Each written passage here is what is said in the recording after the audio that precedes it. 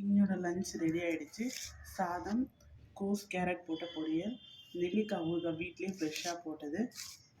அப்புறமா இது வந்து நெல்லிக்காய் பச்சையாக இஞ்சி பச்சை மிளகாய் வச்சு அரைச்சது, உப்பு போட்டு. அப்புறமா மணத்தக்காளி சாம்பார், மணத்தக்காளி காய் சாம்பார், ரசம். மணத்தக்காளி காய் சாம்பார் வந்து ஹாய் நண்பர்களே, இது என்னென்னு பார்த்தீங்கன்னா மணத்தக்காளி காய் தான். இதை வச்சு தான் இன்றைக்கி சாம்பார் வைக்க போகிறோம். இந்த மணத்தக்காளி வந்து வாய்ப்புண், வயிறு புண்ணு, வயிறு அல்சர் இதுக்கெலாம் வந்து ரொம்ப நல்லது. இது வந்து வாரத்தில் 2 நாள் சமைச்சு சாப்பிட்டா அல்சர் அது எல்லாமே சீக்கிரமாக சரியாகும்.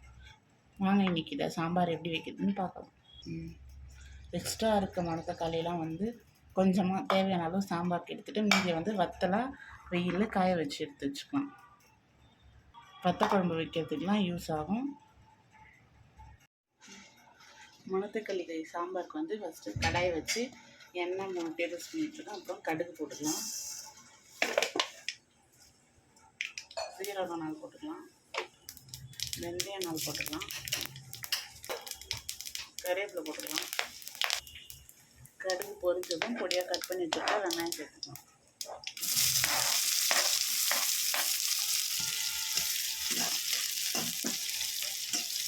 நல்லா பொன்னிறமாக வறுத்துக்கலாம். வெங்காயம் நல்லா வதக்கினாலும் நம்ம சுத்தம் பண்ணி வச்சுருக்க மணத்தக்காளி காய் சேர்த்துக்கணும். இந்த காய் வந்து கார சாம்பார் வைக்கலாம் நல்லாயிருக்கும், பருப்பு சாம்பார் வைக்கலாம் நல்லாயிருக்கும். இன்றைக்கி நம்ம வந்து பருப்பு சாம்பார் தான் வைக்க போகிறோம். காயை நல்லா வதக்கிக்கலாம்.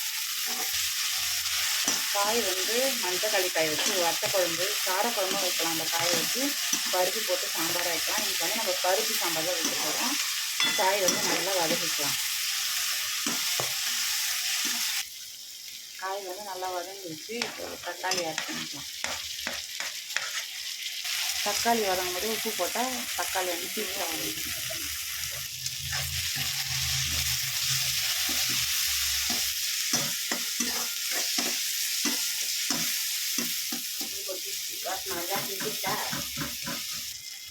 மஞ்சள் தூள் போட்டுக்கலாம்,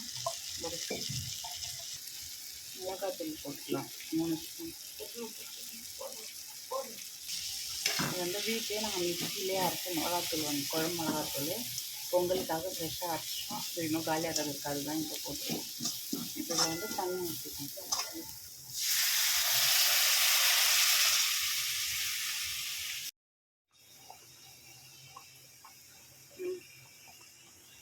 குழம்பு வந்து காயெல்லாம் வெந்துருச்சு. நல்லா கொதிக்கும்போது வந்து பருப்பு வேக வச்சு வச்சுருக்கோம், அதை இதில் ஆட் பண்ணிக்கலாம். இது கொதிச்சு வரும்போது வந்து நெல்லிக்காய் சைஸில் ஒரு புளி எடுத்து ஊற வச்சு கரைச்சி வச்சுருக்கோம், அதை ஆட் பண்ணிக்கலாம்.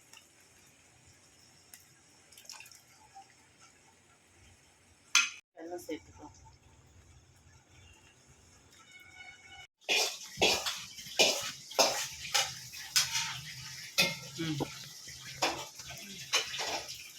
அவ்வளோதான் ஃப்ரெண்ட்ஸ், மணத்தக்காளி காய் சாம்பார் ரெடி ஆகிடுச்சு.